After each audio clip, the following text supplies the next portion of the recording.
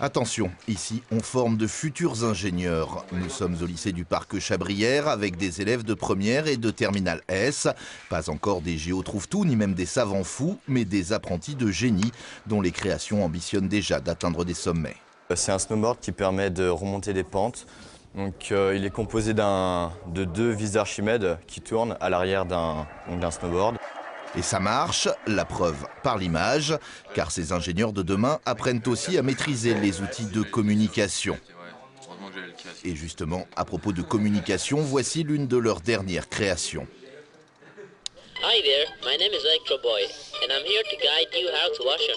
C'est un robinet qui a un but pédagogique tout d'abord, c'est-à-dire qu'il y a une petite voix qui sort donc de ce système et qui accompagne l'enfant durant les différentes étapes du lavage des mains.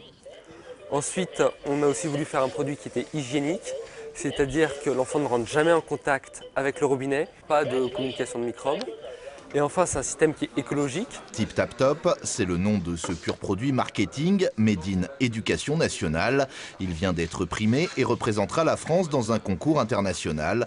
De quoi faire entrer ses élèves dans une autre dimension, car c'est justement la 3D qui a permis à l'éducation d'opérer sa révolution. Ce qui a changé pour justement faire ces projets plus amusants, plus sexy, c'est l'arrivée des machines de prototypage rapide, des machines 3D. Ces machines nous ont permis très rapidement de faire des prototypes dans un temps très court.